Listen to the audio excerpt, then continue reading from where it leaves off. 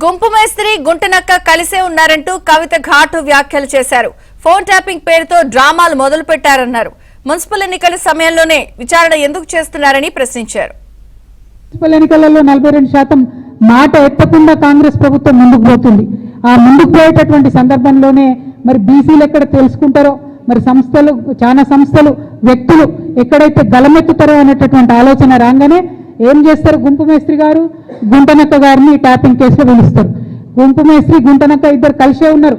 మభ్యపెట్టేటటువంటి ప్రయత్నం ఇది తెలంగాణ సమాజాన్ని.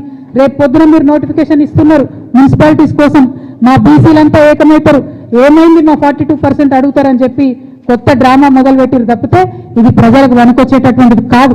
వాళ్ళిద్దరు కూడా కలిసే ఉన్నారు. ఆ విచారణ తుదముడుతుందని కానీ ఆ విచారణ వల్ల నాలాంటి బాధితులకు న్యాయం జరుగుతుందనే నమ్మకం నాకు కాంగ్రెస్ ప్రభుత్వం మీద, గుంపు మేస్త్రి గారి మీద లేదు. నేను 100% చెప్తున్నా, ఇది గుంపు మేస్త్రి గారు, గుంటనక్క గారు కలిసి బీసీ ప్రజలను మభ్యపెట్టడానికి ఆడుతున్నటువంటి నాటకం. మాకు చాలా మంది ఫోన్లు చేస్తున్నారు, జాగృతిగా మీరు మద్దతు ఇవ్వండి. నేను ఇంకా ఫుల్ ఫ్లెజ్డ్ పొలిటికల్ పార్టీ కాలేదు, ఎన్నికల్లో పోటీ చేసే పరిస్థితి లేదు. కాకపోతే ఎవరు ఎక్కడ నిలబడ్డా బీసీ, ఎస్సీ, ఎస్టీ, మైనారిటీ, ముఖ్యంగా మా ఆడబిడ్డలు, మా యువ మిత్రులు ఎక్కడ నిలబడ్డా వారు మా మద్దతు కోరితే తప్పకుండా జాగృతి తరఫున మద్దతు ఇస్తారు. రాష్ట్ర వ్యాప్తంగా అనేక మున్సిపాలిటీస్ నుంచి మాకు ఫోన్స్ వస్తున్నాయి. వారందరికీ ఒకటే మాట చెప్తున్నాం, జనరల్ సీట్ ఉన్నా సరే వేయండి. ఎందుకంటే నేను యువతకి వాళ్ళ పిలిపిస్తా ఉన్నా, మహిళలకి వాళ్ళ పిలిపిస్తా ఉన్నా. మనం రాజకీయాల్లో ఎమ్మెల్యేలుగా ఎదగాలి, ఎంపీలుగా ఎదగాలంటే గ్రామ స్థాయిలో అవకాశం ఉన్న కాడ మొదలు పెట్టండి. మమ్మల్ని ఎవరు అప్రోచ్ అయితే వాళ్లకు మేము మద్దతు ఇస్తాం. అవసరమైన చోట మా కార్యకర్తలు పోతారు, నేను పోతాం. బీసీల విషయంలో బీఆర్ఎస్ కాంగ్రెస్ కలిసి మధ్య పెడతా ఉన్నారో నిన్న నవ్వొచ్చి నాకు కేటీఆర్ గారు పోయి సికింద్రాబాద్ జిల్లా చేయాలని ఉద్యమం చేస్తున్నారు.